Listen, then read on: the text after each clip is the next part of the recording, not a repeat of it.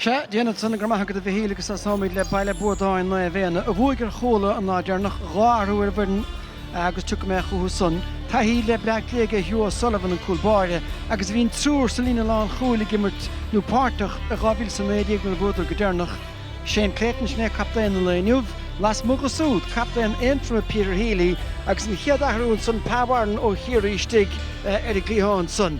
Lorna Parkata Cian Darcy Shanahan gan siúd leis on sesúr idirchúnta agus a nína lehosig anna láidir ar fad Colin Baskel gan dautan son i lár slí agus Ras McGarry taobh leis agus an tarna ahrú John Maguire tas nó náid Ryan Baskel agus an verteile Ryan Dwyer Dara Sweeney né Go-Ahead fachta go atartha.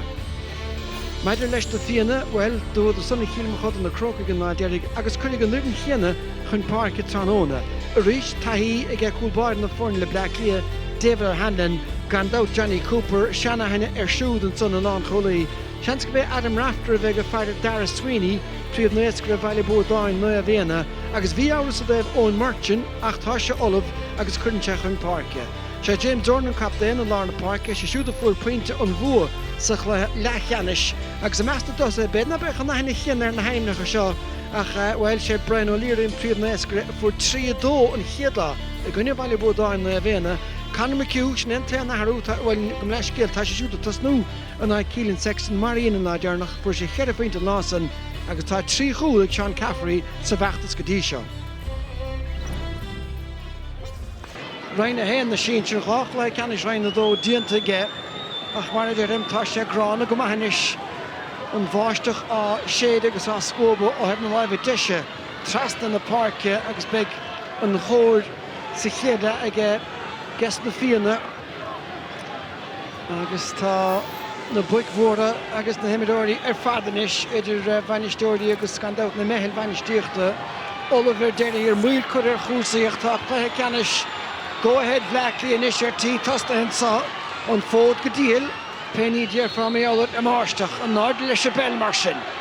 Na Fiannas na gansathe buí ón Merchant a teachta John na Pelegs beise sa miúil dhiiscint cunsmar a bheith a gceisiúd gortú caiise a curtineisir an sé den barc luas a chluthe deirig ach láthaireach tá sé a glúise chun céin agus ordathe a dúirtige dóibh siúd níos hí chun cín ná é. Fós aige. Mach an sogus fachtanis aige David Quinn.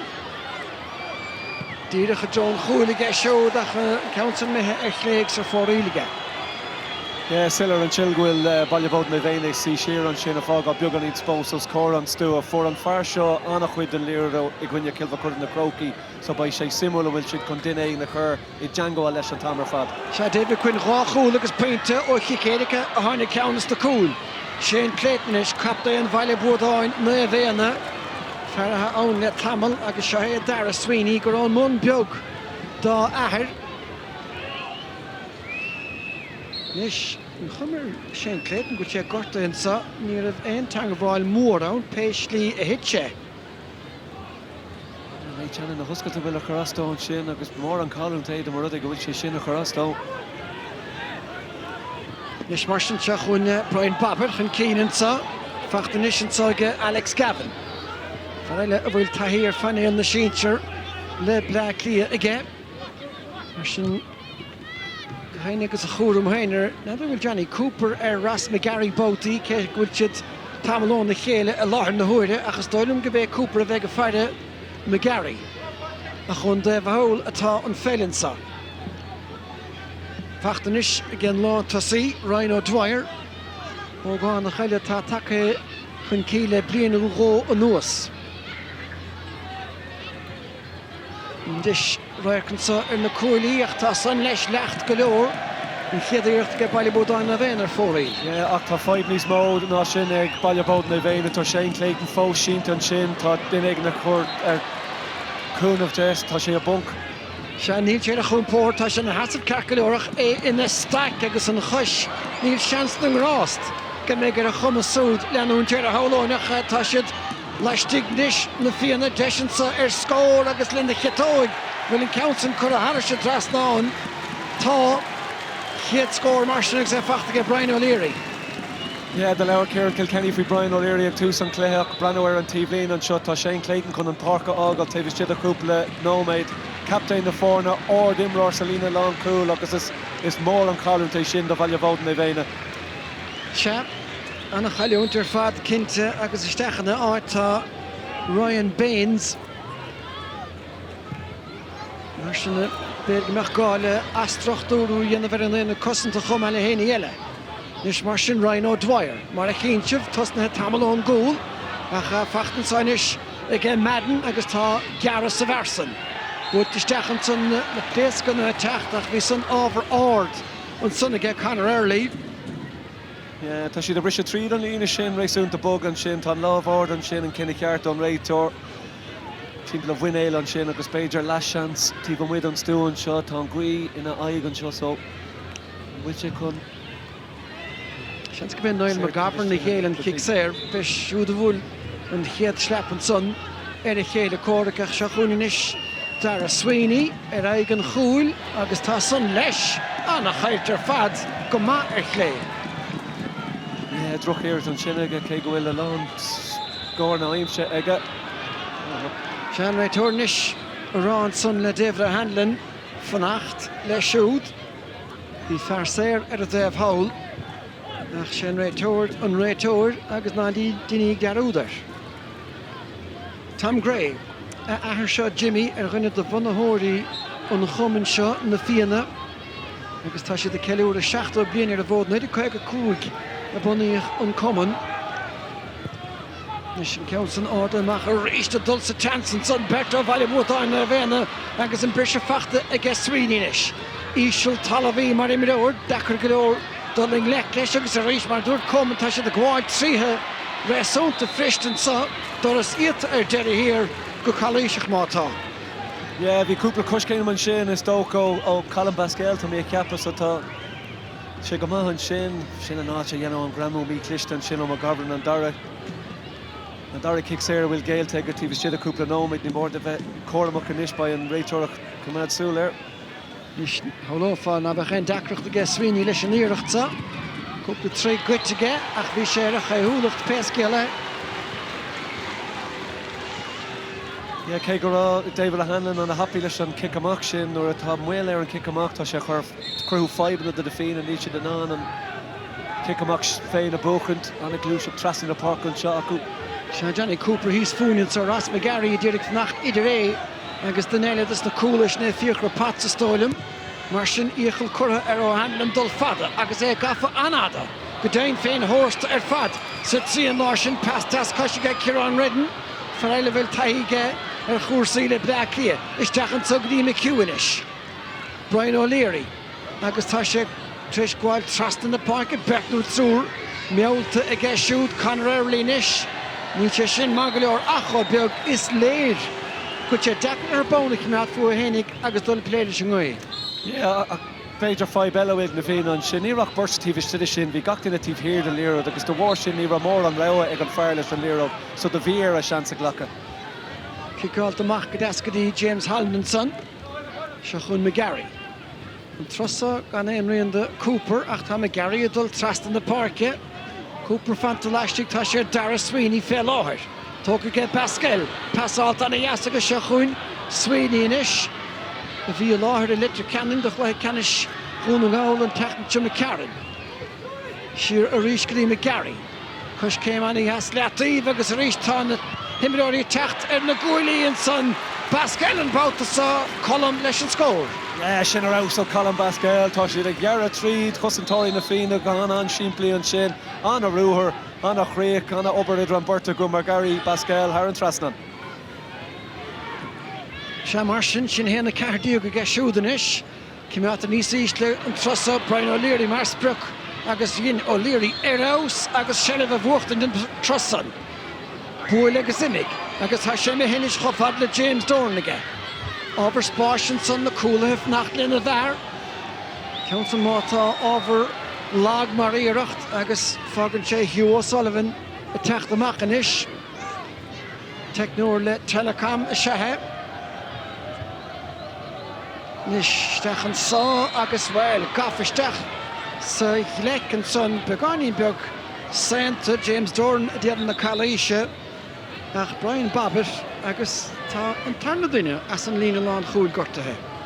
Sa mille réitoch ag leabhart leis beag chun carta bhrunna ná tá sé just a chur anam isteach sa leabhraíon beag an sin. Se Eamon O'Reilly an sa an Govan chiad bliana ige mar bhainisteoir agus é lán dóchasach gníon siad an bhert an óda nes McGarry takeisteach le anna bhór le cúd neomtaí an nuas nó mar sin. Dianta go deasa ige Ryan O'Dwyer le na chiatóig sin ile anna chéad ar fad bhfuil an bhert dianta ige tá a bhóchail. Yeah, old scorer Ryan O'Dwyer for a Grahar scored and scored in cúpla seachtain cooling goch or score goch cooling could have hurt the rest of clear when you cool up Brenner sin on a score. Sin Bertnis Selina lán tosig agus trí féinte as a chéalanis ige Ballyboden in Na Fianna seo chuin martin. Trasna na Parkinsa, fachtansa ige Oscar Donoghue, mac le Pascal Donoghue an Polateoir. Doran Díanamh cuid bhadan over a gúmpa na pelle agus tá sé gháil an cógar chun a chúlisteach cinile díanamh inis sin sár chosint anna sin Ross McGarry a bhí an son anna bheartaíocht glec annach lán ar fad seans leite isteach le Cooper go dúga bháilte gan an chance féin spéirige Cian Darcy agus é san nóíocht an son Brisha fachta ríist McHugh agus bhí sé sin libar nach túhalach mar éireacht glec an son. Raus anna Lewis a Clay anna Lloyd-Drucht Raus o Johnny Cooper Brenner seo bhí siad a gástór pass no shot anna gramún sin é Tá fuair sé an lámh an sin bhí feall an sin cínteach níor runú an sin is tócha tháinig sé a níos sin ibre fé chuig an sin a chur lámh timpeléir John Maguire. Well, sin trúna fétamiste chin tú céin an dí halahú dúis. Alex Gavin tá mé a ceappa. Ó né, beidir go bé. Ach anna obair fada bathe. Ach deire hir tá a féinte fachtan sa agus an tarna ceann agus Na Fianna. Beidir go bé Peter Healy ina Healy bhíonn sa is sé fada sin. Raus a sé teag sér an sin, ná níl ceistar bifraí kickpí nó an sin anna ramó an cúlaí.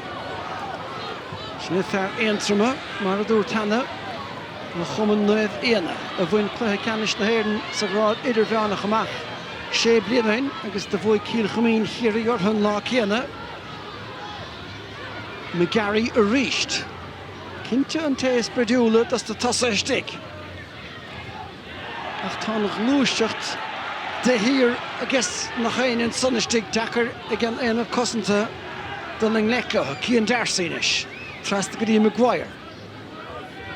Beidir me chúnta sa reintíine go siúd anim nathe Har Ryan Baskel ach fearach é blion go dtíon der na dúriscí ráta ibre is mai le bainisteoirí son.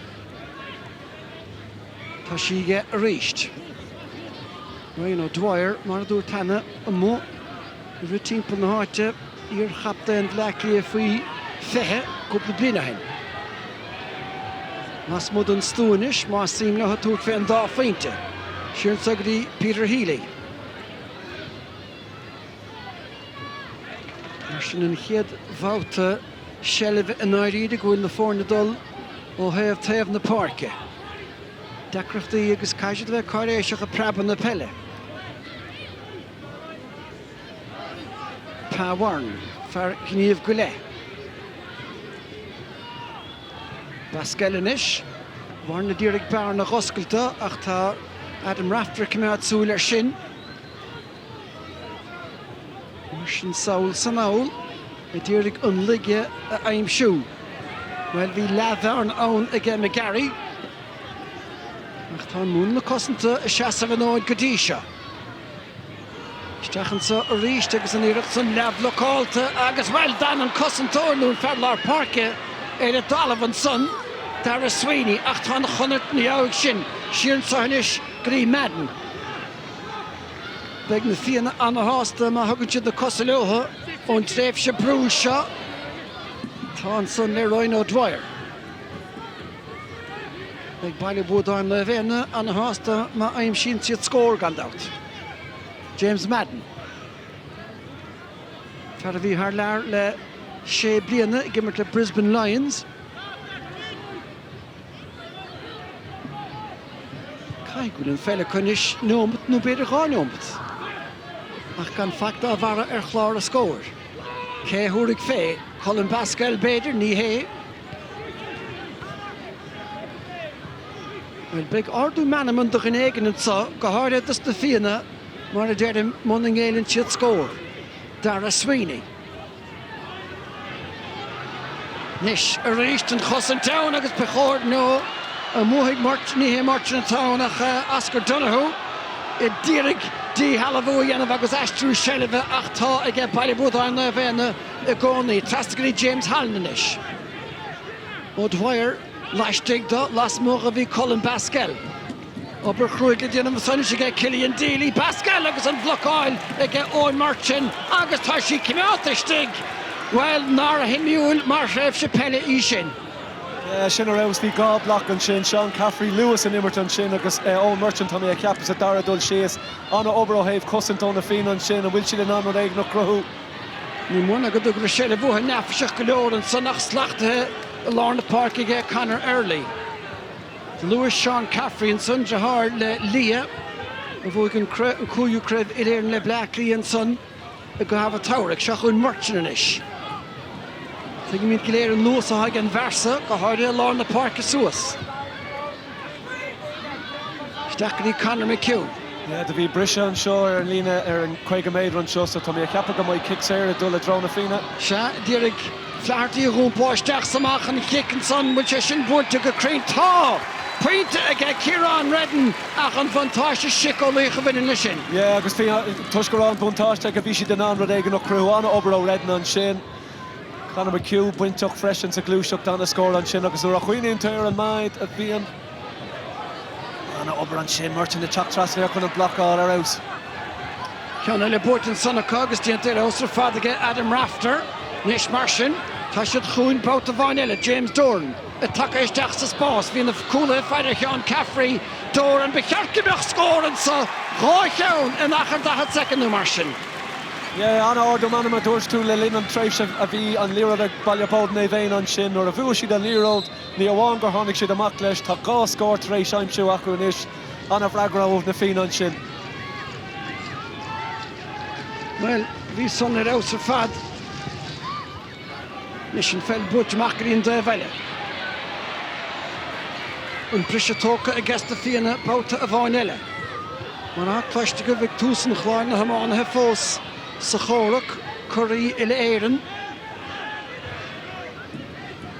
Trasna na parke a ríist agus tá Ballyboden na Fianna sástan chostante hasnú beidir ar an lína 5 féidir is stahad.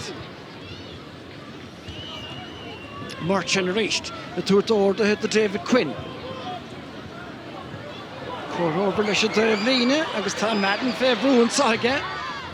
Láimh seáil anna bhain son aige Marchan agus Conor McHugh leanna jaasóig a charsúin. Thar sé trasnáin.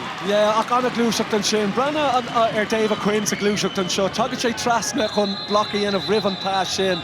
Nuair a éiríonn le Marchan an líra a chuircud i dró McHugh an sin. Tá beag an íon spás ag an scór a aimsiún sin. Réitir a caint le Burton seo, fécra pat sa mé ceapa agus John Maguire beidir grá siad I Django lena céileach ord scór ó Na Fianna an sin, aber anna obair chun an scór a chruthú. Se fécra Pattinson mac le Seán gur leis Piper's Corner agus gandát ahar siúd a ríist fear na Chieftains. Ní am leis céile se heastáilim leis. Nis pés céile, búirte ríist agus Na Fianna.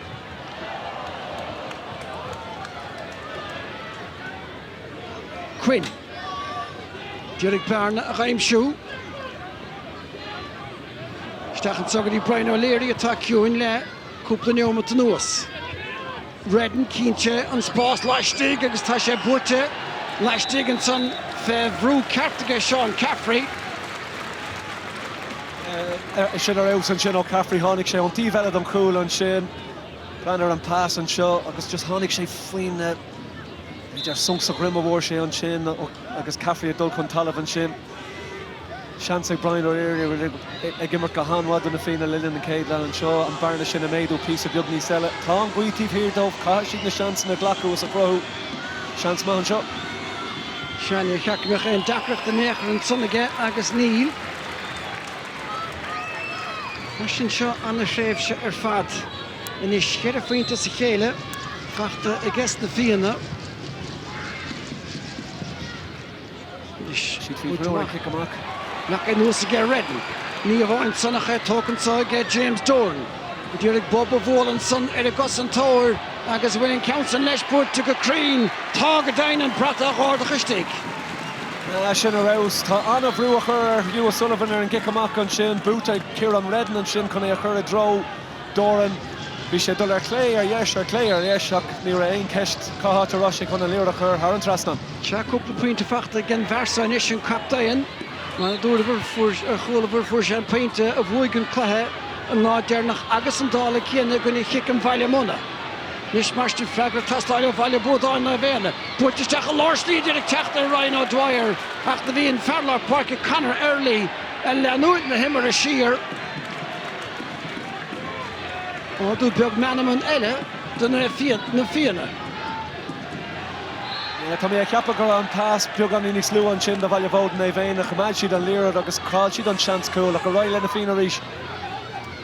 Se an chluthe oscailte go mainis, eistethe seile bheith trí cína gceist na Fianna. Tá cheanna ge Ballyboden Na Fianna. Fórna gaige de chéile sa le lechanna sin sanna fé dó agus bhí bua fris go leor gceist na Fianna an lá chéanna. Seo Quinn. Ról sanúla ge siúd ar a bhirn tráthóna agus é á dhéanamh go maith. Anna an lábhan uachtarstoch a dhéad fará agus na Fianna lár na parc cían darsaníil se sa chluthe puing in éair. Merchant. Anna chud spáisin is fácós chuirlína lán tosig Redden a teachtamach tromission a deir sé tá Sean Caffrey sínta na hir nach McHugh atá an go dain féin. Na na chetóig an trosa tá san dain séireach ach bhí fearstig. Nú chalís péad géitig an fearstig.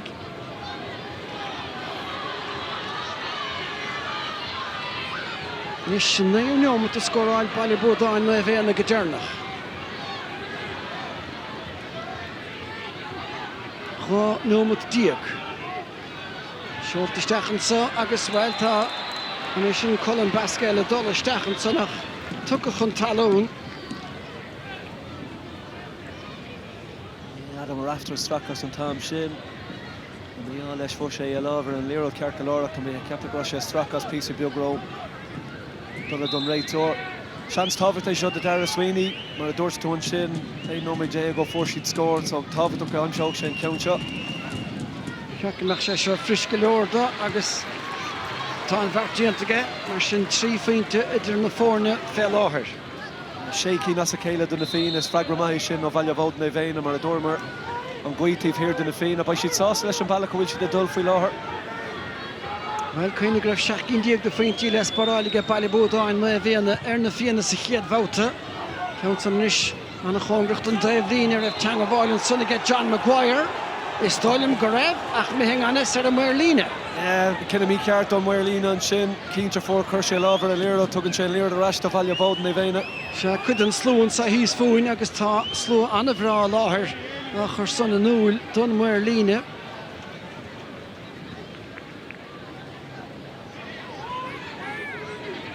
Is Ballyboden Na Fianna a techt in ahuair. Cheire chraibh búirte go son. Neidig noch cúig, ghlábhíle san é, ghlábhíle sa cúdiag agus ghlábhíle sa néidiag agus gan dod craibh na héirn I ghlábhíle sa séidiag agus tá ceathar tosaí, ceathar cúlaístig os cóir an chúil an son. A fihibh le ceannáard béidir. Na Gary. Fós lasmód an stúir sin. Se tá spás ibre an sa agus sin peinte an a bhrear fad ag Dara Sweeney.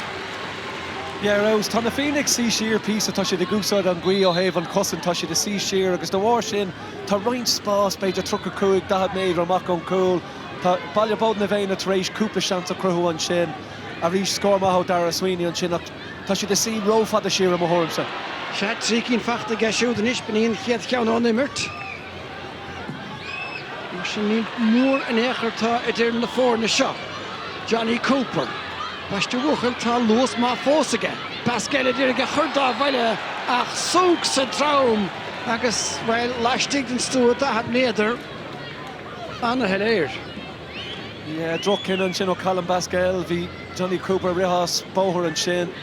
Ní ra éon gá leis an sung sa grim, tá cahar in éon leis.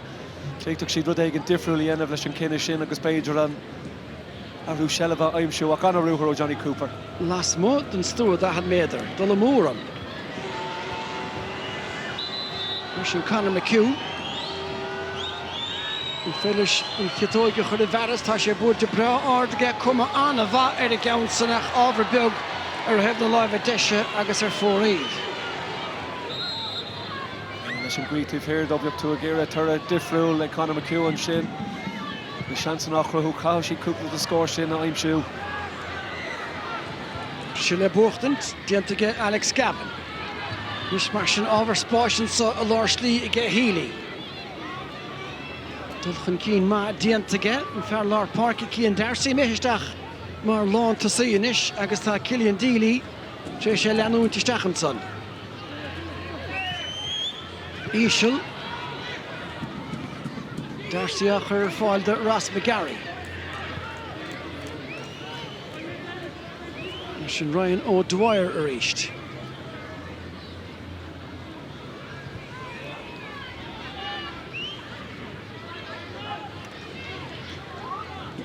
Sean Lane ann amach ar Na Fianna ansa. Sás de ligint de Ballyboden na bhéna a bheith i seileamh na pelle. Healy. Stocha bhfuil siad sás de tuis taisa go nach bhfuil mór an de seans beidir an puinte gá chuúlín aimsiú an sin ach go thormse de mbeocht siad an teach amach beidir chuig Jack céim chuirta níos mó breúar Ballyboden na bhéna.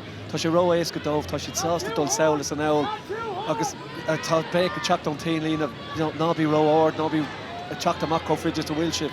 So sé simú an bailach bhfuil siad dhéanamh a chuid cosint. Se is a cutá na roií chomá agus is toch nach Spruk eigen te koeien focus hier la beidir go me bhaile bheith beidir cúnú sécin de féintí chun tosig. Ach ní mar sin atá láthar nuair a gá cheann de bhear na ann. Cíncuil sé Clayton caiilte go, búirte go deas leistigh de Ryan O'Dwyer agus an corcaise las mud an gearnó agus an réiteoir agus is stoilm goil ceart aige. Éonach mar clúiseach an sin ó Ryan O'Dwyer tíbhiste a choríos tá numracha an ag Ballyboden na bhéna tíbh in na parca de bhhair sin tá na tusa ná na rúthar sin inamh. Bhí sé tíbh mu cínte sin an áte thuair sé deangáil leis an í léon cicéireach an sin. Ach go mthorm se tuis nach bhfuil an brú fad amach tíbh na bag na parca tá sin an an seans nach rothú. Se tá dá chuisige dar a swínis na tríú pinte a chéile ag siúdanis agus go dain féin a ggéanna iran in féinte bháin mar sin Oscar Únt. Anna teachtain ar an sin trí cúlín as a chéile do Ballyboden na bhéna. Cúig nóid mór agin rih lám an seo. Ceann fadailen ó bhaidúir go báidúir. Leis mar sin Ballyboden na bhéna críochnú go láidann sa chéad leise. Tá le beidir seileh chinnád an trosan Maguire. Lorg na pelle cían Darcy a ríis de dolisteach an son mar lán tasaí Ross McGarry inis. Trasna an nína chuig féidir is stahad. Pa Warren. James Doran a chimád son las mocha Johnny Cooper Dirk súla chimád Peter Healy ach buig bhfuil an talamh an dromcha beidir an son ar Ballyboden na bhénach tá éidir leo seileh chimád Sugarty Warren reached.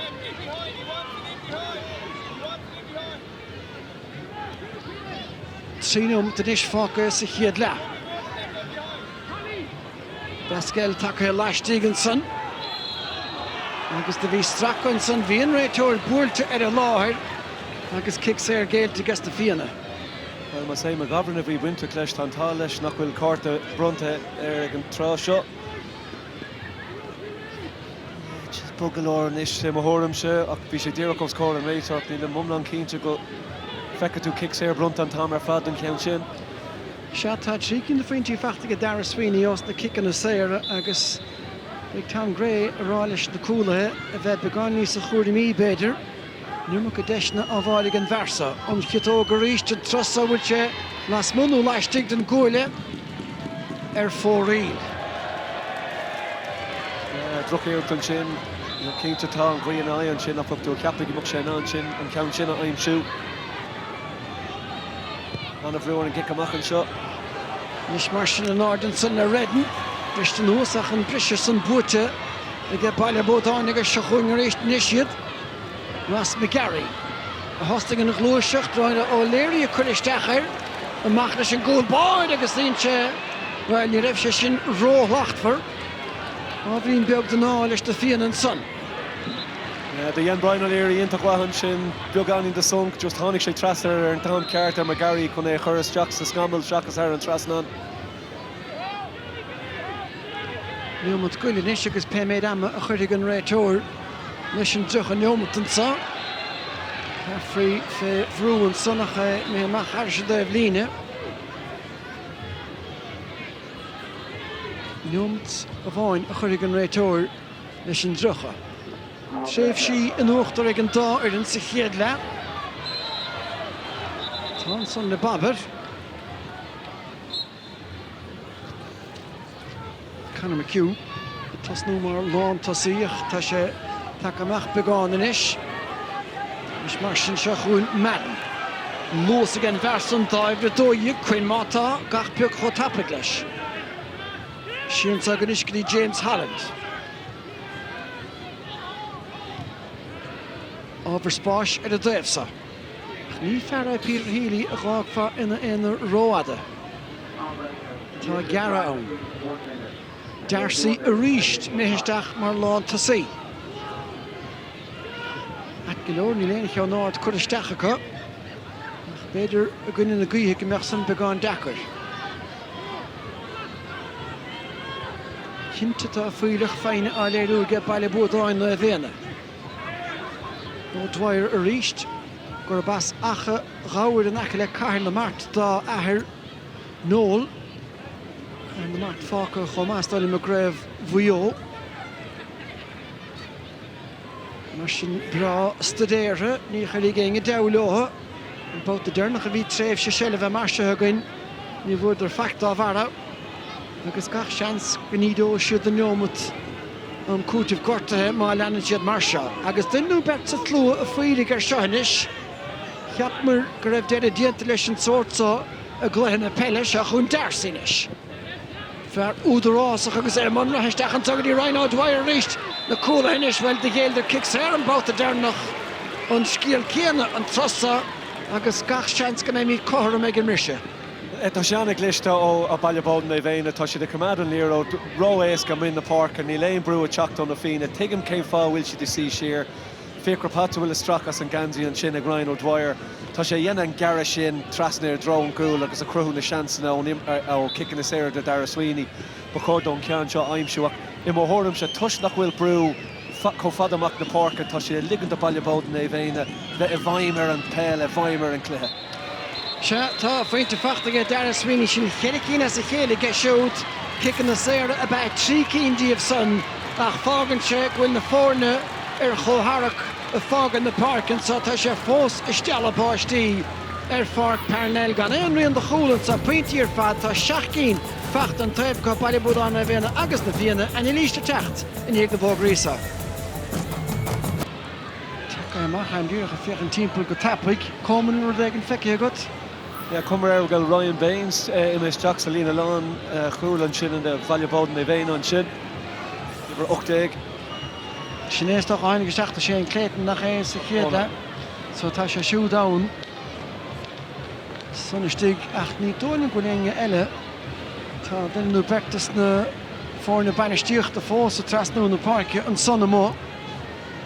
Mar sin níle nach ú dianta gesta bainistóí lehuideach le gléadolanis nó go mé héasacinn céhiad choirí síinte bhleaclia na bliana fithe cúig.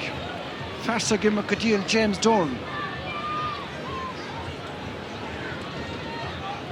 Is net a gríir cén bhuiile tá ar an réiteoir tá Na cúpla imróí os chun an lína 12 méadú an seo so dan an réiteoir. Basta ní sin ná de díireach. Se agus an slócham a chur san an úl den réiteoir. Beidir go bíon ré a bhéidir a gceann péisceile. Is a gus na Fianna tá an chiad treileh sa tarna le. Madden agus Dorn.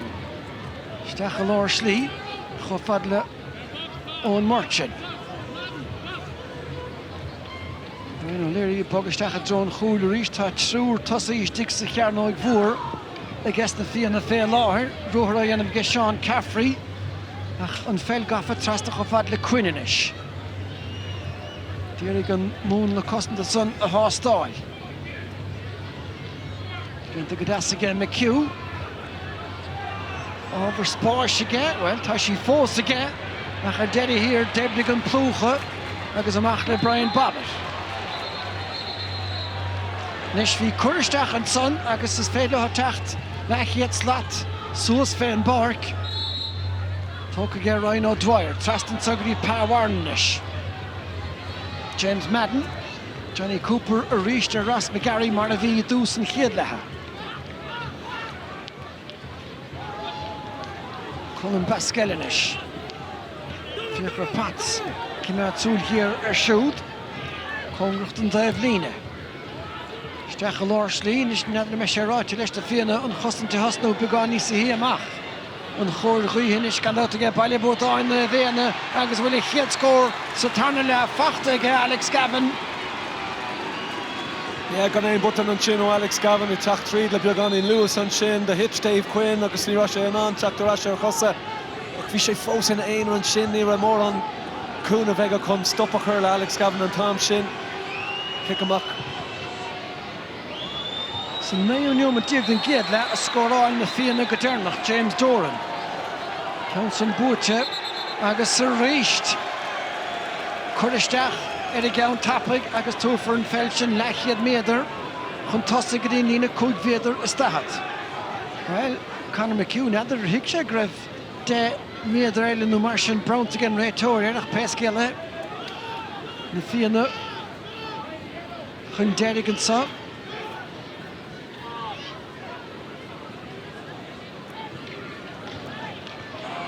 Nis mar sin a ríist an brú gan éon chabhar sa ach the Ian McGovern aus ar fad agus Brian O'Leary. A cartú deirig an spás I chimeád a hénig isteach an tugraí Redden an felsin is sciúrad an dromchla agus bhfuil Calation san tá ar san réiteoir kick sé ar isteach. Yeah, ionach mar pass an sin, chumad Brian O'Leary féin sa glúiseacht agus Redden a chur a pass in the draw. Just chuir cosú an sin ar an Bertoch an sin, tíh muid an cearnóg, so sean son kick sé an seo Conor McHugh. Mar sin scór luafachta gan dá ar den sa chéad tríneomant nó mar sin don tarna le. Agus ní héan ná leis é sin 8 pointe an taobhanis.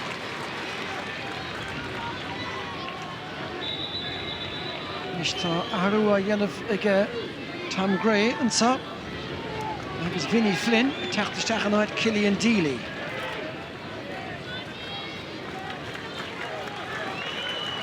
Nis tá sé míisteach sa trí an láir. Fearr Cian Darcy fé láthir ó chic amach Ballyboden na Fianna sé Darcy an sprúg chuma. An áda leis bhfuil an fearr nuaistigh, deireadh leis darna chuir leis a gceann.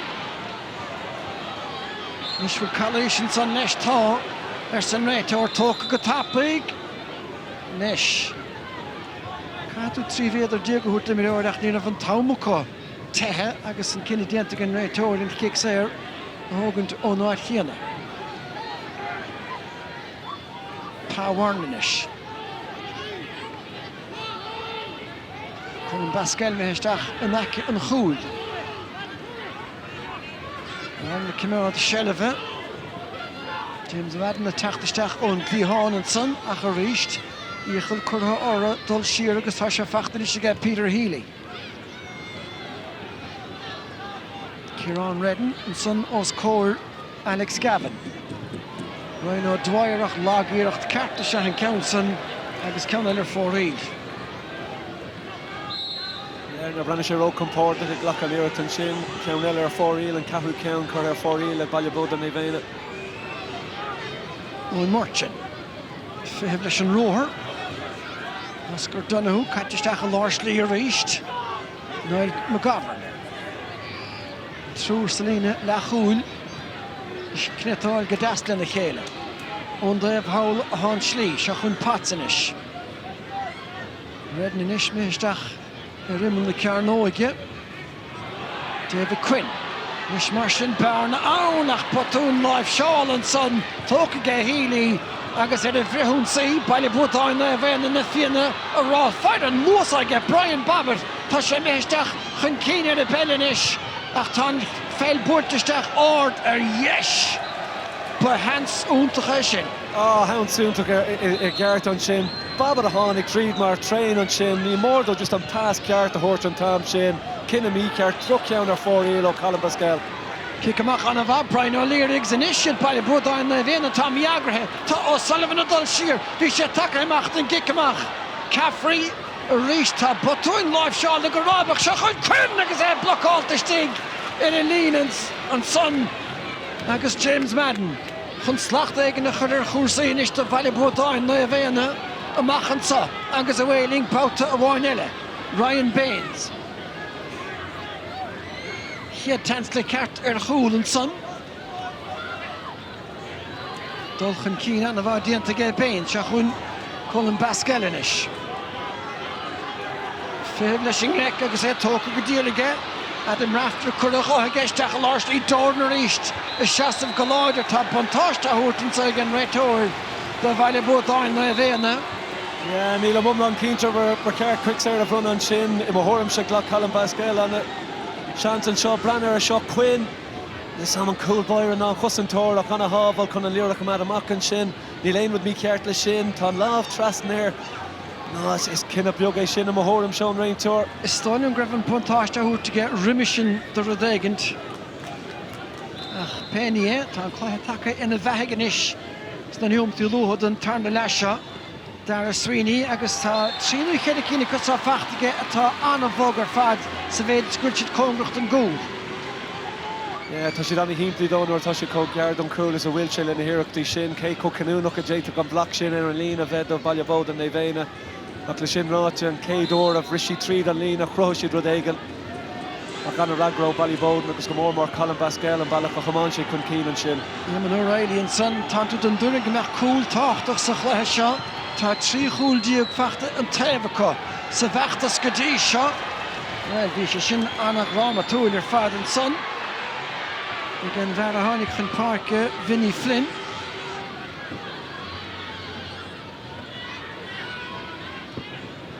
An uireann beidir a hapóid na deisina.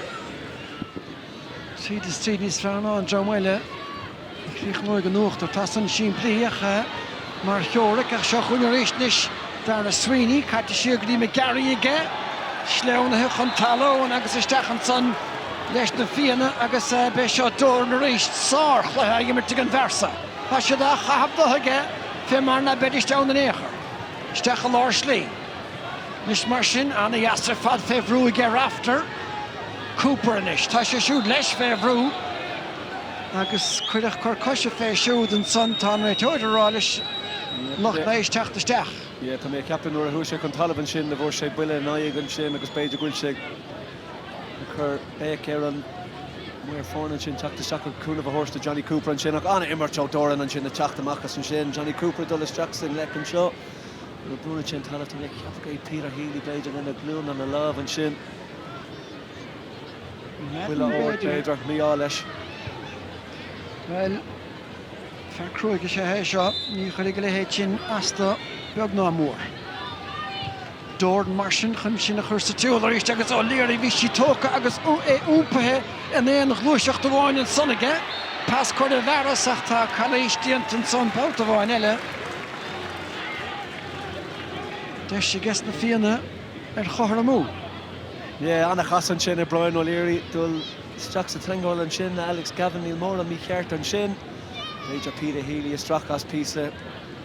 Leon ar Irish an pass a chuir a dro Vinnie Flynn an tam sin beidir go leis an scúil ach an obair an gáfar an drochaí a bhí ann bhí annach chuid báisteach Park Sloan ach an gáfar na gobar go han crua. Te agus sló má take amach a ríthe náfuil chothúnta chun pelle. Well, Stoke is rud difriúlé faoin na sáilte, Craig Blackley, a dhéan siad é cúpla bliain ó hín ceart go leor, tá sé raibh sé eiscin de rís, cé gúil sé beag an in déanach go Stoke, Brás Lua, Brala Jack agus faoin na sáilte, tá rud ag an difriúil nuair atá na sáilte ar siúl. Cótaí agus hataí ag an seannagram tá clasóg híos fún agus brístí gara ortha cumáin agus caidanna a cosúd agus iad a buint lán taine bheas an ócáid. Nis an chic séir mar sin an sa dus Na Fianna agus ag Brian O'Leary. Tá gimmert go a baistíoch tá súil hir a chimeád ar siúd ach díannig san an bhert. Is tólam, ní lenrion de brat fós, tá nis. Kick Jackar I'm sé geart aige a rís an a bhrúar kick amach Hugh O'Sullivan an seo. Conor Early in the Shasabin a ein an seo a blocker and current tíf siad an fork an ag gliste sin ó Hugh O'Sullivan. Pávarn mar spruch an trusan, Baines amach yn glíhán hawdd. Babbitt. Mar a luig common hanna sé chum a treinach an son cúpla glúiseach nó trío hin. Pávarn. Tína go nach beag gan versa leis ar chúrsaí. Teblis an tá Holland. Colin Bascal dúmpa sé go dtíon daobh lína ach bhí slí ar thebh eile na parca chomaithe. Sin sa go dtí Peter Healy-nis. A rís tá plúcha agus tranglam ceartta miróirí istigh an ec an chúil McGarry. Bascal idir ag Bob Bhóla ar a gosint. Trastan na parcan sa go dtí Alex Gavin-nis. Puinte fachta ga siúd sa chéad le. McGarry.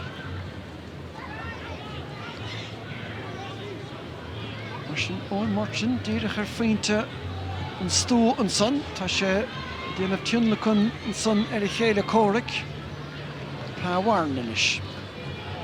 Leis an sa beidir a gasta Fianna ar dhí halabhú a dhéanamh, Pascal Fevrú an son.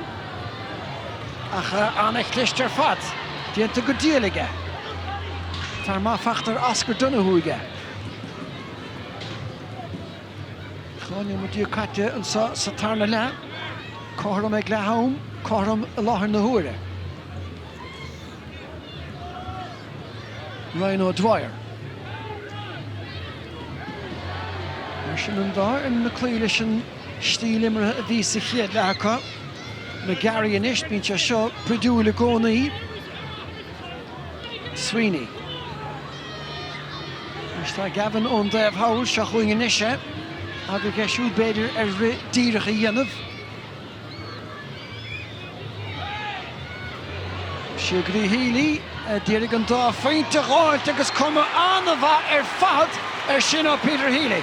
Anna scór ó Peter Healy ac an pásar be sin ó Ryan O'Dwyer ar aus.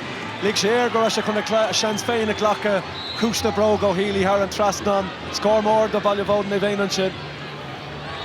Scór mór díreach á feinte inis idir na fórne den i de bhuachalí na Fianna cortaach tá Martin i sellh na pelle.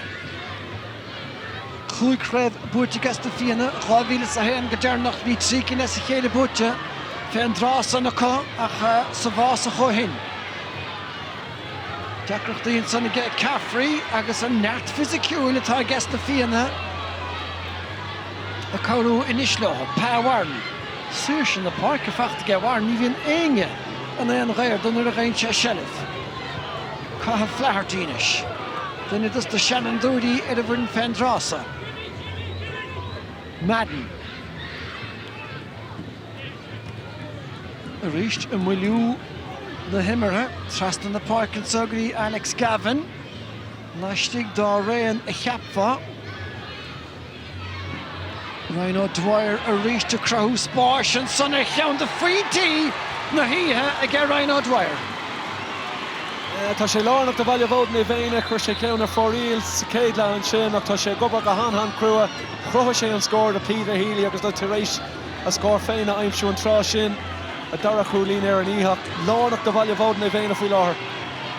Tá Callum O'Dwyer stig, John Maguire treis an farca chógantach sin cúpla scór mór mis le trínom cháineam nó trí nuas aige Ballyboden a bhéin na bearna trí féinte in Ishawn. Geará again na Fianna le Fragra.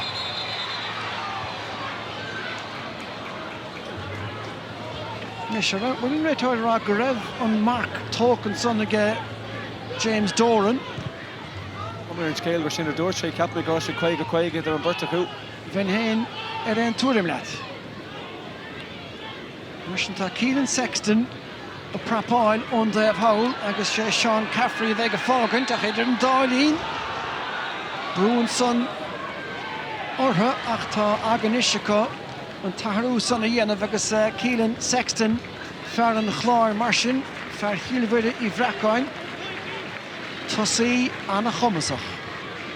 Agus tá asca scór ag Na Fianna faoi láthair, so Jaytuch can fire seo an cinú nach a héimne an Balacan in Imreen sé pelma tá Na Fianna an é úsáid I gceart. Sangle Brian Babbitt atá tre sé fricasúas. Na Fianna níis agus gan éon do Vinnie Flynn. Mar sin anna chorm ar fad mad le kickan na saoire géilte. Nach an dá faointe son ag Peter Healy. Stackedy Brian O'Leary. Neart má léide ag Siogri Cooper. Pinte bhain facht ag siúdan I chéadla mar a Harlín te gonne Ballyboden sin bhfuil ag sa bheachtas.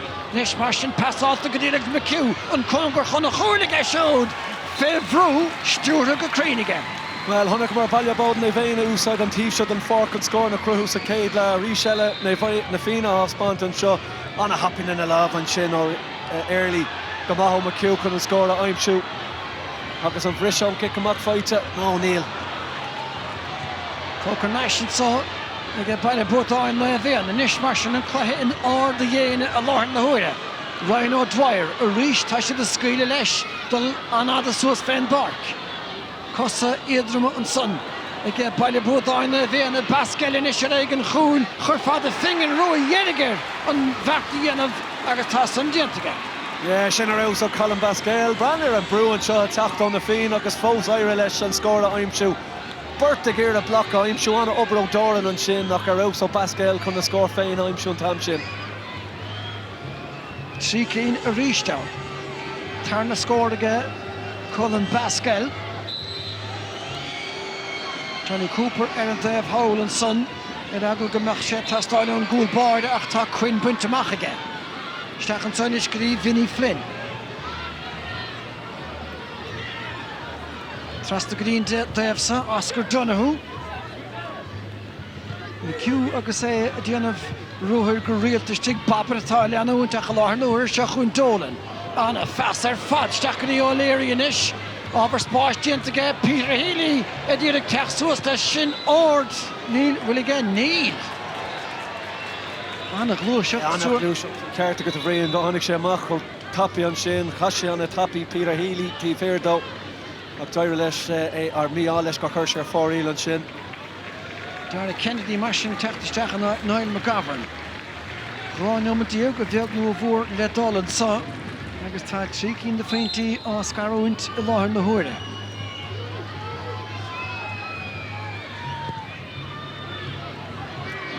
Búirteach go láthar na parkin, bhí sé tóca a gasta Fianna. Sún be redden a bhí ann an trosan. Ábhar lúisin sarnis. Sa glúiseach da go réist an botún láimh seála bí nes misnach. A tástáilen san Dara Kennedy ní teach dúireach takeisteach. Tá fersa Donoghue óhas nímar. Anna bhlocáil go dóin san ar iirecht James Doran agus sé Bascail íon an bhlocáil agus McGarry ar a bhrithún sínis. Redden a churmuile pantáiste húrtaigh an réiteoir do Ballyboden. Siar le Conor Early. Well, vidir Picani beag rá dhéagaiseach róg arms na glecin an son agus tuisc clabaireacht an réiteoir a tuairt na pelachan céin os cóir an chúl. Is tú a lura cinúireacht tá tú ag lura den éige chun seaamh siús a cé dul sios an blach a aimimsí sé Bascail agus a daras a dul sios a pucht an kickan sin rinne sé go amach an a léir de ligan dó an sin má ag burtas na féin in a dro. Tugad sé seans de Dara Sweeney chun an barna néadú pí a beag eile agus ceist mór a bhfuil na Fianna ná scór canúnach aimimsú ag an trá seo tá mé ceappa tucrúla tastal. Sin bud a traum bhí kicsa ar géilte ach doscail den éag na chlaban son agus tugadh isteach a méle chúile agus is mórchaid chéad a féinte lá mar seo. Sin ahrúile teachtaniste bhaile budáin na bhéna Saravadan, báidúr dalach Joe Donoghue, agus hís féistig bhí Colin Baskel an taí ige siúdanis a teachan solis, is teachganí Dara Sweeney, a si a fear cúil béidir, Rohalú, Sir Shear Sigadí Ryan O'Dwyer tá an council mehet trastan chúil is bailach fórí.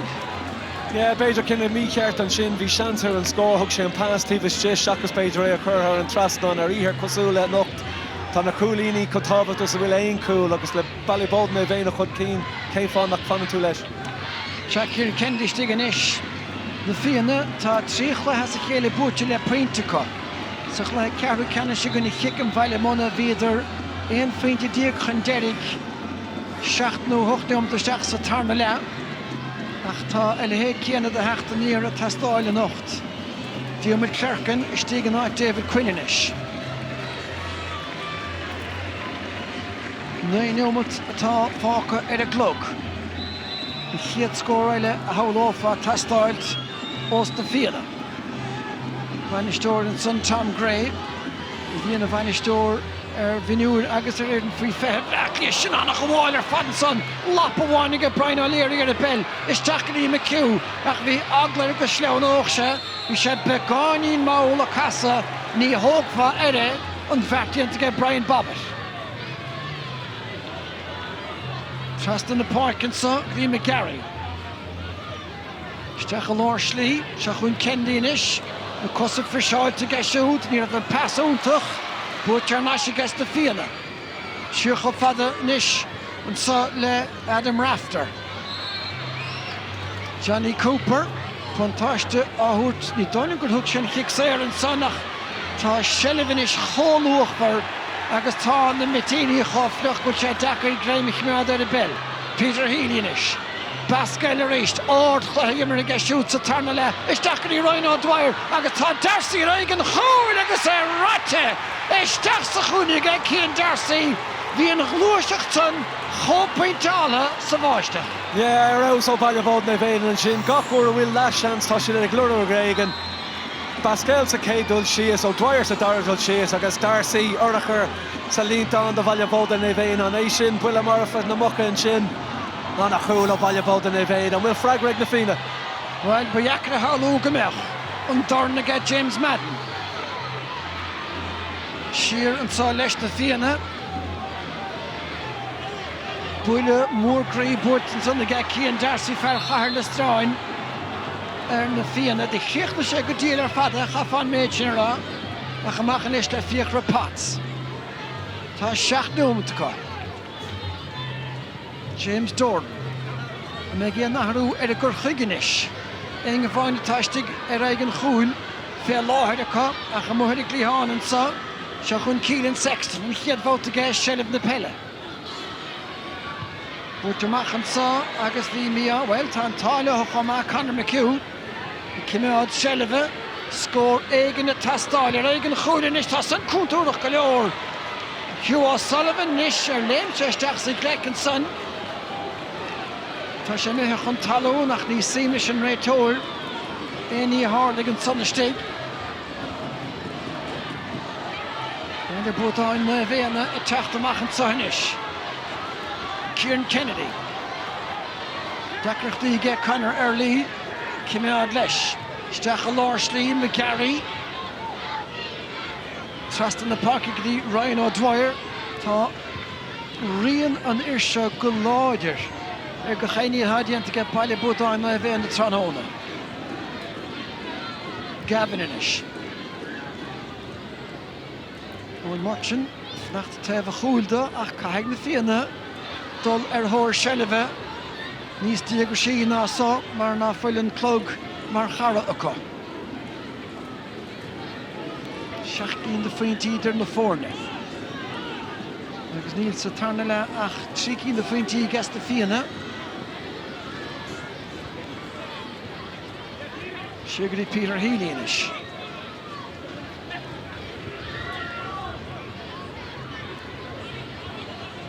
Colin Baskel. Dine chuirgóige beirtú trúile a teachtain sanach san réitóir rá raibh méid sin callú seach a gas na Fianna. Graim docht ag Ballyboden ar chwrsinis. Well, tá Colin Bascale 3-3 to Dara La just a layer of Crinnis and Branner just struck tackle the stoke of Vishay or Pedro Dulles on so Gramu. But Anna over 3-3 to Colin Bascale or have just a Gluragan Lear a Gary Rudy a Crohu. Augustini a Torch Coon of this Madden, Ryan O'Dwyer, just a Wadney's fair Nam RV, Na Fianna, Augusty the Gimmert Lesham Gui. David Lacey takastach, Kieran Redden, Treshin Farka Hogant. Here comes the keenest Dakra Tranona, get Dara Sweeney, Saveda Skulche, Noch more that made their own goal.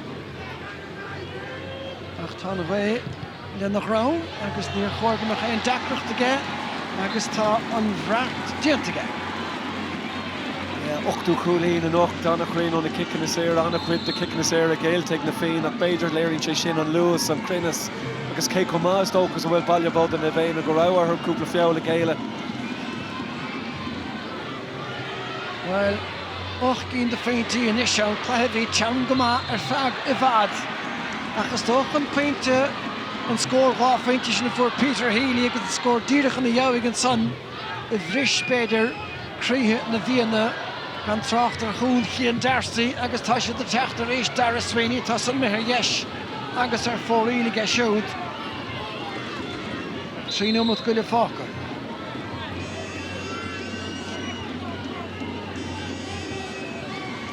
Well, the voter Hole Sachla Echanish, Ballyboden Na Fianna, did a shack in the Fainty and Derek agus Ganach Coolio mot Falker the cloak.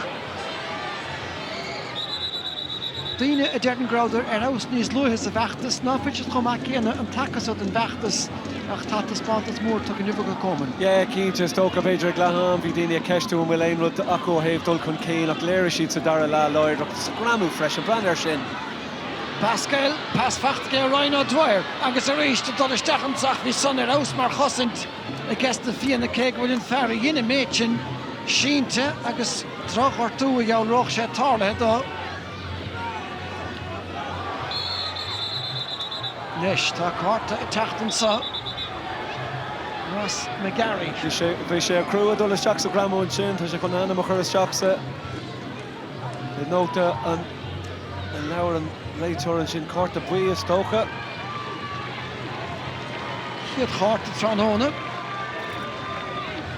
Chata and Farragher Dierchen son Oscar Dunhu Fos. He's a dal of correlation testile with shoot. Ramora mi ceart the stoke and running to share our Bader and their tuition is more telefish the Brandon Shackle Jack or Bader is a Roche they can arm running big toolach Bader Carcalorach Schnee Oscar Dunhu and Sonachanari is a Tarnala the Lewis and score son to get Peter Healy the Heinig son sa triunom the Stad agus Neil de Ragra o Hinile I guess the Fianna Pointge Conor McHugh agus ta Hen Cahir fachtas a chéile ag Ballyboden Na Fianna. The stoke of Dorton Far Show rip two St Clair Gora Ocras and Downer and Fern Chuck Rave of Oak and Douglas Larry Shadi Shin Lynn and Darla Neil Keshvi Shin. James Doran and Henry James Madden and son on the ear of the fad Diantig and Mertica Sud her son Makusha. Shin Noma took a for a second, like his payment of Regan Rator, La Courcy, McCarry, Winterhog, Deal get James Dorn and son Cooper Nish, Attachan Keen, but the Stachan saw Agastasha Fachtawil Targa, Brian O'Leary, a Loruk Takrichta, Shugadi Connor Early. And Queen Fishgig and the Keelan Sexton, Cooper, Dollestaka, Krog and son, Shell of Mata, Butcherist, Egg, Ballyboden Na Fianna, Ross McGarry. Yeah, roaring to Lynn and Darla, a couple of Buttu and Gentig Na Fianna and Orafian and Lero in a love Aku the Khalchi daily drug pass or pass me cart, Akla Shinrat and Rata Ibra, Egg Ballyboden Na Fianna, Tipple Park at Nila Lucky, Chippy Kick, Sair Shin, Nothing Erit. Well, you wish I can you noch Penny Harlow, Ochgin the Fainty, Scarot Navorna, Agus Tashat Khuni Rish, Darn O'Reilly, Danella. Den Grew Town net Tamil Fadavish gimmer to Ravil Shadiak. And fell took a Keen get pass on the Yasser Fad. Is Tachan so Agus Lenahorn paint to really get James Holland. An over 3-3 up Ballyboden na Fianna, Holland beidir gras sé cún an óhad an seoch nuair a ghear sé tíbis sé, chuir sé an doireann leis thar an trasnan. Well, pointe a siúd agus gan a 40, cían drastí tá cool sa tarna le. Bhí plana có cinnte agus de chuir an plana bhaim go díal ar fad an ádan san agus gafra go díal ar fad san aige díomad clercan. Chead an neomad atá chuir agin réiteoir le cuasaí ach nach mór dúbal scórna ba bhí úilte dá do go díist asahanis. Conor McHugh. Ach a leistígan san den géadaine agus ní hen trafaí sin in éair a gceith Conor McHugh. Go maith sin ó Conor McHugh ach beidir ag an tráseo den cléthe níl an óhad ó héamh na cúlína imsú. Ganorim roirí maithe an dáthebh an sa Tranóna Coman an in cúpla duine agus sé seo tarrán agat. Gan dat go mór le linn an dara leach a carú dearnach an sin bhí sé raibh agus na scórna bhór Ballyboden na Fianna tháinig gachrú tríd an fear seo Colin Bascal. Se bhí roiine dúir go dtíal chuma an lán tasaí ach tá cúlís leanna hensa beidir seanstíanach a gceist na Fianna tu an eisciní Keelan Sexton ach bhí go leor ánach tá Cicérice an blocáil cosise a bhí gceist an sunú cadé. Leis Cicérice a cínte tá bhí a ceapan nuair a bhí sé chur a brog leis an líreach tháinig brog trasnéir an céad glúiseach man mar sin. Dúsá sé a chusa ó héamh an bloc an sin. Bhí Ballyboden na Fianna seaachúlíntíh hir a cúla le 5 nóid imar tá fós 3 nóid ar an clúgad seo, mill scéal mór fós le bheith scrite an seo. Nar bhrealat go meach. Man go gáir ar aig Hugh O'Sullivan. Se tá sé caint le Keelan Sexton. Mar sin gháineo mu atá fáca agus má spéile sé seo a chaimsú sábháilteach go ag Sexton tarna deis agus an báutasa. Rangtach buinte as a líon tánaige. Lana chríoch an a hábal ó Hugh O'Sullivan sa cédul si is beidir nach raisi an kick pinós is fear a tháinig Taríomh ach ní réad ní ceart leis an dara iirecht ó Sexton. Cúig cúlín idir na fórna bhfuil siad an an kick amach seo búchad. Well, sin rud a chaise a dhéanamh sné Keelan Sexton an son an ár de leochas a lár na parke. Sciúran na pelle agus kick sair nó kick sleasan sa. Das na Fianna neomad goile díreach fáca chuig féinte le fáinnig an samátá be cúla le tastáil. Bhuiir te trastan na park go dtí dóran. Ferchan cín ar siúdú lár slí. Dóran díreach bearnach oscailt, bhuiirtachan cínig é Vinnie Flynn. Well, caach an felsin, nadar, McHugh, steach go dtí Brian O'Leary, caig go chéine de bheith go maithnis, súnc sa drám an son. Sunk massa gram is tócha mar níl tú a ggéire ligan do Brian O'Leary an líra sinna búchant. Cad dhéanamh McHugh inis, ní dócha gur fiú mór an pointe. Tá sé brenn ar na fosta so tá mí a ceappa gúil sé chun é seo le ar an trasnán agus tá si de ceappa go bhfuil a leid gá immart fós fógus a cléthe. Well, tá ráich an na tastáin ach ar déine hir tá na Fianna tasna a gaiimsú na spric díanach sa chluthe héna dóíag le héna sé díaganis. Nis a ríist sellebhrí háchtach. Bhfuil teach fada a Go O'Sullivan an ár de leotha agus óin martin. Well, bhí sé díregan líróid na bhóla suas fan ag chlíáin tá sé corta treist an méid na dhéanamh. Ach ní bheith dead a líadan is ar Ballyboden na Fianna a thógann seo. Corn í chléirigh an dúisetán sa Tranóna. Well, le potún den tórtan níl seansacha agus go dain féin tá nadó gheirigh séte a gin réitóir agus is iad Ballyboden na Fianna cortha bhleaclia an cúigiú craibh acu an chiad cheann ó gháilhína san éideag agus thugad ar sárthas bantas sa tarna le chapa é sin rá agus na peardaí mór a raspa Gary Colin Bascal hí do san ar aus ar fad agus Conor McHugh te siúdach an hain dus na Fianna Tranóna ach ní léana áras féin spéadach gur bhuaig an uirn a bear an sa agus tá áthas an dáinear ha mar a chinse agus be sé túd an isis. Ar san bhleaclia dul isteach a Grave Club Lion Níl bhéin cheist fé coman de bíad bar cían darsaí le cúlúntaach. Yeah, is tóca a tréimh sin 10 nóid le an Darlan sin an beidir 8 nóid is dathad for siad cool agus ceara coolín agus bei sin an difriocht bhí siad an barna sin a méadú ar aus mar spántas agus umlan tilta acu. Se tá sé ráite go agus tá gothóirí an chumann in isise teachtasteach ar a barc. Bhí bíse a gcónaí san namuocht Ballyboden Na Fianna anim na chomóra acu níor úsáidir Ryan Pascal ag go leor talóna ach do bhíon th colm ar ausar fad a túd cineireachta.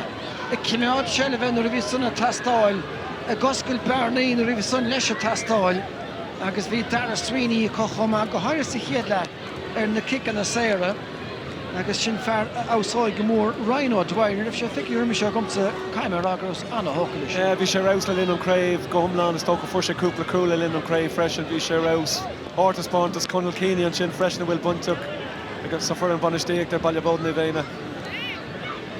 Se is iad Ballyboden Na Fianna chora síinte bhlachlíonn scódarnach an sa héna siadíag go Ballyboden Na Fianna héna dóíag I gceist na Fianna.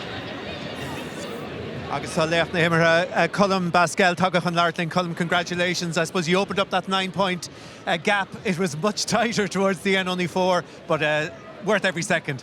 Oh, it's unbelievable. I can't actually sum it up. The effort that we put in all year, really. And the last few weeks, we just kept up in it. And just unbelievable to get over the line against a great team. Yeah, what was it like at half-time? 7 apiece, and the conversation inside. You had that backing of the wind in the second half, but you had an awful lot of work to do still. Yeah, we were just staying on to the game plan. We've been in that situation in the last all through the knockouts, and we knew if we kept playing and keeping the scoreboard ticking over, that scores would come. But it's unbelievable. Can't sum it up. It's unbelievable for everyone, for the club. So much work. What a goal by Cian Darcy there. What a man to have on your team. Absolutely. You won by 17 points 10 weeks ago against Na Fianna. How much, how difficult was it, I suppose, to just get that out of the memory bank and to start from 0 all year again today? It wasn't that difficult because it was a final, so we just took it on its own merits. But we played them so many times. They're a great rival for us. But it didn't take any extra motivation. But we just put everything into it. Thank God it worked out there. Yeah, you've a county medal from 2019, another one from 2015. I think you were the only starter tonight who would have started that All-Ireland final in 2016. So you're starting again now, a new group of players as well coming through. Yeah, that's it. It's a new group and hungry to go and to win trophies like the Cleary Cup, and we're going to enjoy this one. It's very sweet. I'm sure you will. Colm Pascal, leach na himara agus tá Elaine Dolan an seach an gradam leach na himara of runna Colm. Thanks. Se is man tálan an tocras ní le nás na hef son agus bhí seanna chom sa chéad le Brian O'Leary le scór deas son ach Ryan O'Dwyer ar a guma chéanna lena chetóig agus bhí a gobar gob agus bhí James Dorn ar ausra fad ach Peter Healy sa chosan dit son céimid níos déanaí beidir sa tarna le agus bhí Dara Sweeney sa chúne go má os na cican na séire fu sé scór deas sa leis ón immert agus die kreeg een seizoen chéad sa chéad ag deir an chéad lethe ach sa tarna le de bíad Ballyboden na máistrí an countsan ag Alex Gavin Stewart go crín ag bhí coolla tastáil os Na Fianna an íirecht san ag David Quinn da meach san facht go beidir go scéal de friúil leis se hen pointe grá sa tagarta ar bhíú ráfaointe ag Peter Healy ach a rééis an chinnecht ag Pascal ar bheagán ama an son agus tá chrahéidir an cúl brá leis nada ag Cian Darcy agus ní a bhéan chúla an immert an án dus Na Fianna ach ó chic éirice cecolóir ar a tarnaíar Cian Sexton roiannach mátá roiannach mar a Harlínse 8 de faointe ag Dara Sweeney McCú le chuúcín ar a de bheile agus ar deir hir bearna chéad a faointe.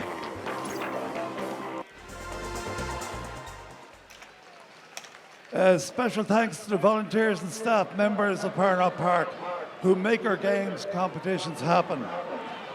To CCC chairperson Elaine Dolan and our team who managed and organised the largest games programme within the GAA.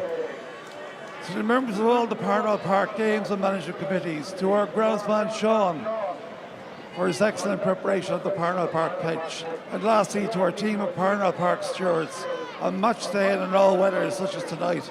They're the first in and the last home. Gormagwiv. Congratulations to both teams on a very fine game in very, very difficult conditions. Na Fianna, you gave it all tonight on the field of play. I ask you to show your appreciation for Na Fianna. To the winners, Ballyboden, Cogordish on winning the senior county football title. Agus Canary and Tall live in your quest for Leinster and All Ireland honours.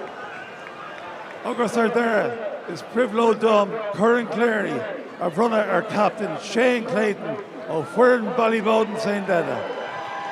Se cahéalach an bhúd Ken O'Sullivan bas Ballyboden Hénig agus Corny Cléire bronta Shane Clayton an fear gortíoch nuas a chathe ach sé a ghardaíonn an corn an cúige bouta ag Ballyboden Na Fianna.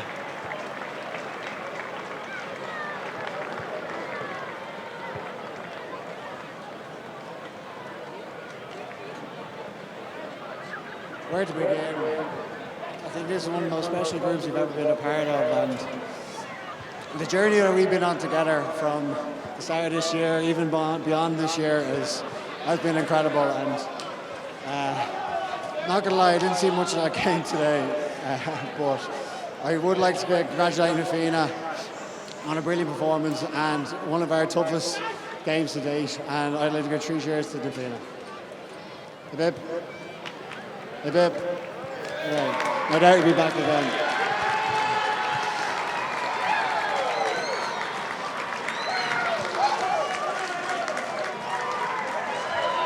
There's been incredible support to get where we are today, and I'd like to thank our sponsors, UPMC, Eurotas, and TrueBake, for their incredible support throughout the whole year, and now, hopefully, for a few more months. Thank you.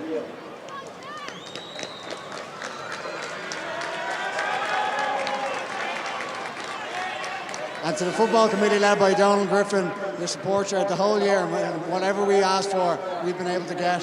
And the support of the whole committee and the club has been absolutely fantastic from minute one. So thank you.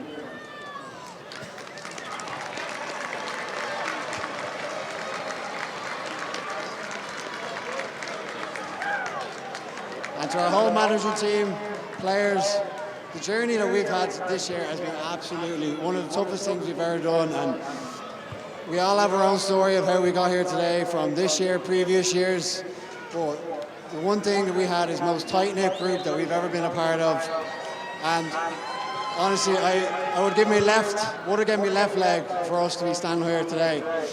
And from Aidan O'Reilly, Kevin Stritch, Conal Keeney, Wally has been absolutely brilliant, and I'm lost for words of what this means to us together as a whole group.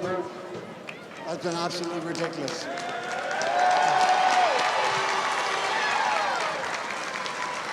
And to our supporters, the whole club, I think Sean Fitzmaurice told me once at the start of this year, we're going for number 5. And when we get number 5, you have Dublin football in the palm of your hand. So here's the number 5.